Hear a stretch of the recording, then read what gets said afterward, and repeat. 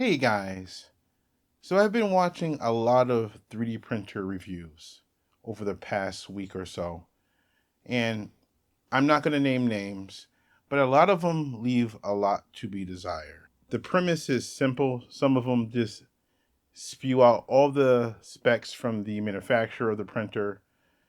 They show you some basic models that they printed. They go, hey, it works. There you go. Now, some of them go a little bit deeper. Others go way too deep.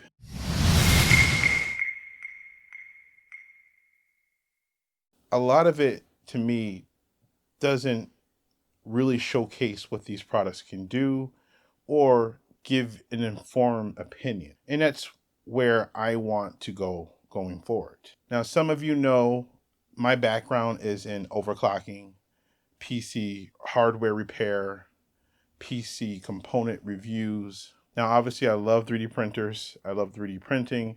I love creating things with these tools. Remember, these are tools.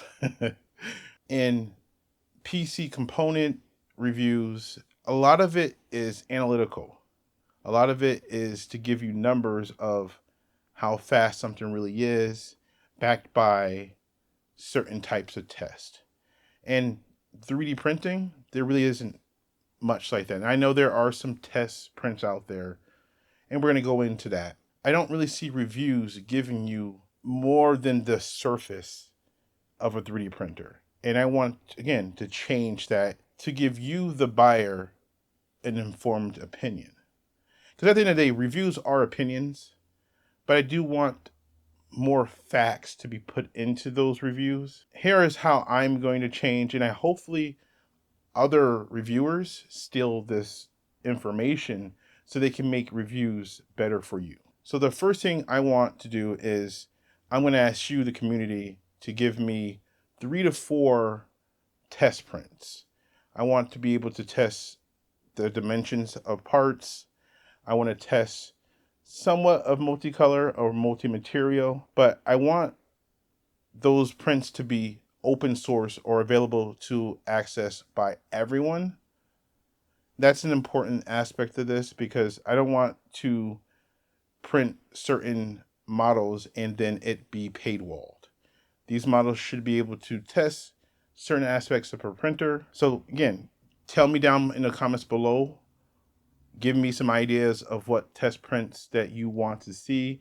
If you know some, or if you are a CAD developer and you can make some, all feel free to contact me so we can work something out, and I will give you shout outs in the future. One of them of my prints is going to be this guy right here. But again, I want different prints to test out these printers.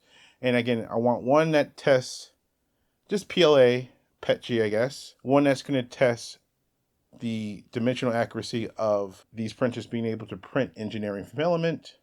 And then another fun one that you guys think can be useful for most people who are looking at 3D printing. Now, I want a standard on these. So I'm going to have, because a lot of these reviews don't tell you when they print something, they don't tell you the layer height.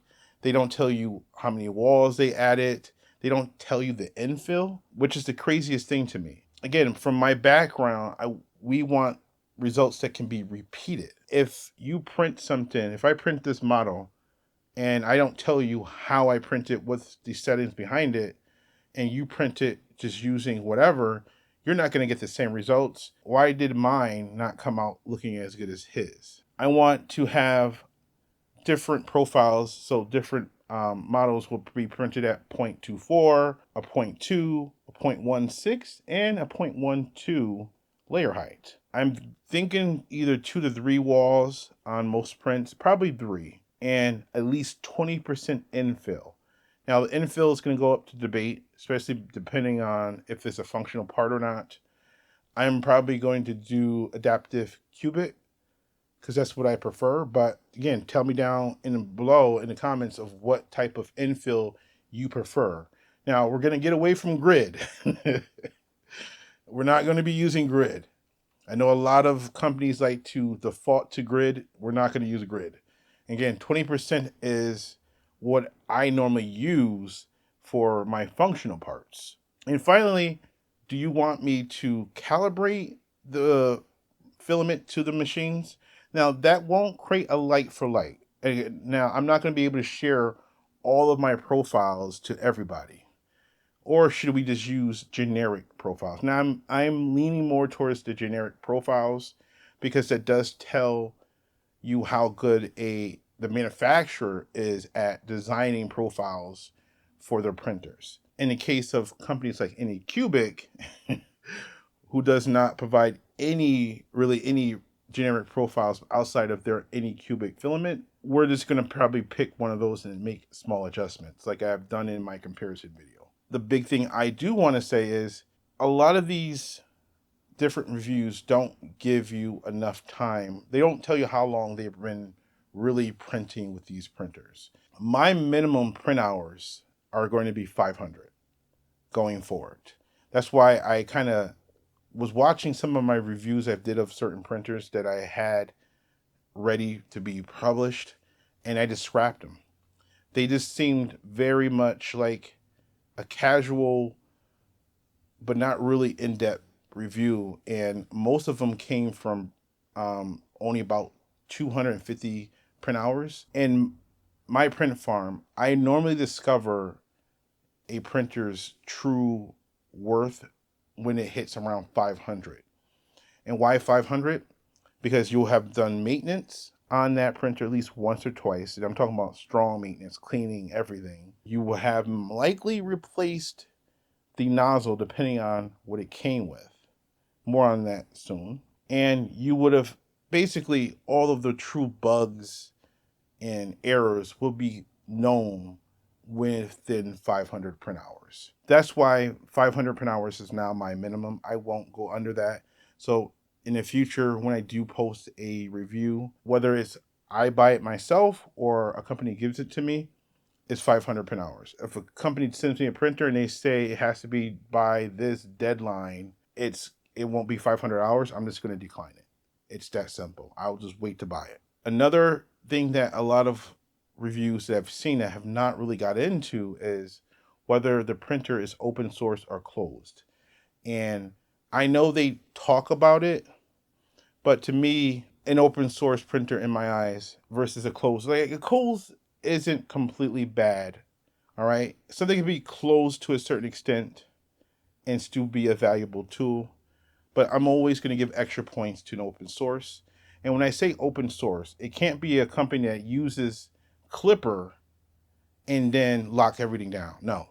The points will go to a printer and a company if they use Clipper and they provide and release the source code to it for everyone to evaluate and use if they want to. That also goes down to their accessories. So if they have an MMU, they have to release the source code for that MMU, especially if they used an open source software or open source firmware to make those accessories work. In the case of Cheaty, who will release the source code for their firmware for their printer, but nothing for their Cheaty box. Doesn't make any sense. Closed won't automatically get rejected. It's not going to earn any points with me if I want to say it, if this is a point system. Another big aspect of this is parts availability. That is something that a lot of reviews don't talk about at all. And that is a very important aspect to these printers. These printers are no longer cheap. It used to be, okay, a printer's $300, $500, okay. If it breaks down, it was cheap. But now these printers are over $2,500, $3,000. If they launch at a price of that caliber and they have no parts available for it, that's a no-go. So that means some of my reviews or most of my reviews won't come out until months later because I'm going to evaluate whether the parts availability is there. And this is it should be from day one as well. I'm going to search and see if a company sells you a product and within a week or so, there's parts available for it. Not just talking about a nozzle. I'm talking about actual parts to replace if something goes wrong. Just say, now I know a lot of these things are within warranty, but like myself, I like to buy lots of spare parts. So I don't have to wait for a manufacturer to talk to me, diagnose what the issue might be. No, if I have the parts ready, I can just replace it, tell them, hey, I'm replacing this. You need to send me a part, but I already have the part here. Replace it and then get that back in stock. That's what I want. There are a lot of companies that are guilty of releasing a product with just a nozzle and a build plate available. That's it. Nothing else for several months until maybe sometimes some products, I'm not going to name manufacturers, a year after they finally have parts. Elegoo. Don't release a printer that doesn't have parts available for purchase. Okay, that's something I'm going to pull into my reviews going forward. Last but not least, it's parts cost or replacement parts cost. This is important here, and the reason why I say is that, again, these printers are not cheap, and there are companies that are selling their products, I guess, for under what they're worth, and then they try to make it back in parts. Cheedy is guilty of this. I'm going to call them out right now. Some of their nozzles are $50 to $60 for a single nozzle. And I'm not even talking about their tungsten. I'm talking about their regular, sometimes stainless steel, not even hardened steel nozzles. They are like $30 to $50. Yet they release a printer that's, in the case of Cheedy, a $400 printer, or they're $450 for the Q2, yet their nozzles are 40 to 50 bucks each. What kind of is that? So that's something we have to take in consideration in the total cost of a printer. A printer might be a great value, and we got to stop fighting about, oh, well, the FlashForge Creator 5 is great because it's this price. But then if we look at the parts and how much they cost to replace, is it truly a great value at that point? No. Same thing with, I'm not even gonna, okay, the U1 here. They sell packs of nozzles for $40 or $50. That's not bad. It's just the prices of these printers are set cheap for most of them on purpose, so they can get you on the parts, on whatever parts they do have available, because a lot of them, again, don't have parts availability. Those are going to be the things I'm going to be doing in my reviews of 3D printers going forward. Let me know down below what you think. Tell me there's anything else you want me to include. And again, we'll go from there. Anyway, guys, like and subscribe. I'll talk to you guys in the next one. Peace.